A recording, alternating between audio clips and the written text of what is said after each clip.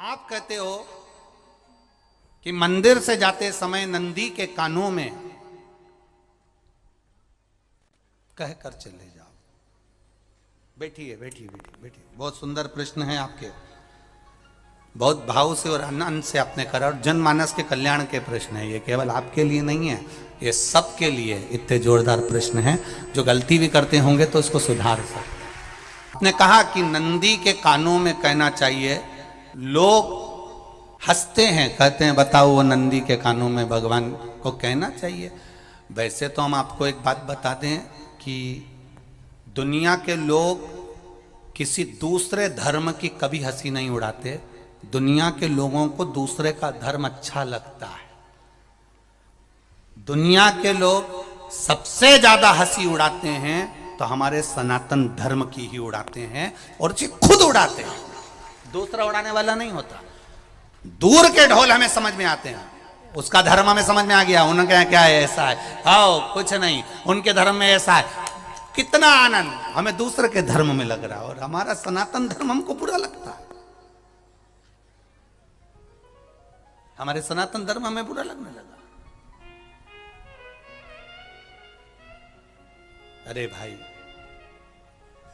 लोग कहते हैं कि नंदी के कान में कहते हो, ये कोई हमारे पुराणों में या शास्त्रों में लिखा है? भगवती बहन साहू, आपको धन्यवाद देना चाहूंगा और एक बात कहना चाहूंगा। जितनी भी शिव महापुराण के अंतर्गत चाहे उपाय जो बताए जाते हैं कि बेलपत्री ऐसे चढ़ाना, काली मिर्च ऐसे चढ़ाना, चावल ऐसे चढ़ाना, धतूरा का क्या महत्व है, शमी के पत्ते का क्या महत्व है, बेलपत्री के पत्ते का क्या महत्व है, ये जितनी भी बातें बताई जाती हैं ये सब पुराण के अंतर्गत से बताई जाती है। अब दुनिया के लोग इसको चाहे टोटका कह दें, चाहे दुनिया के लोग इसे टोना कह दें, पर पुराण से हटकर कुछ नहीं।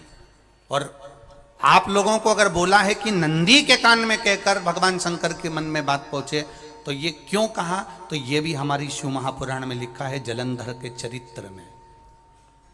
कोई आपसे कहे कि नंदी के कान में बोलने से क्या होता है, ये जलंधर का चरित्र कह रहा है। मां पार्वती जी का हस्त कमल पकड़कर जलंधर लेकर जाने लगा।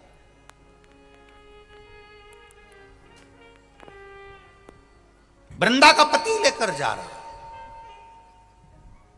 वृंदा तो भगवान की भक्ति में लीन रहती थी, उसको तो जलंधर को सबसे ज्यादा तकलीफ थी नारायण से, पर शिव के पास आ गया, क्योंकि ईर्षा प्रवृत्ति अभी कथा में कहा, कोई कोई ऐसा होता है जिसको तुमसे बेर नहीं होता तो भी अंदर से ईर्षा जाग जाती है। कोई कोई ऐसा होगा जिसको अंदर से ईर्षा जागती है, अपने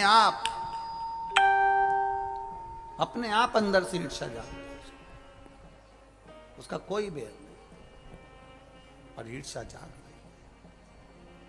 भीतर से ईर्षा जाग। ना आप उससे मिले हो, ना कभी वो आप उसके सामने बैठे हो। कई लोग किसी ना किसी की बुराई करते हैं तो हम लोग पूछ भी लेते हैं, क्यों साहब उनसे मिलकर आए हो क्या तुम? कभी नहीं मिल किया है, कभी उनका सामना हुआ नहीं हुआ, तो फिर बुराई क्यों कर रहा? एक ने कर दी थी इसलिए हमारे ध्यान में था तो हमने भी कर दी। लो, वो कुआं में डूब के मरेगा तो तू भी मरेगा।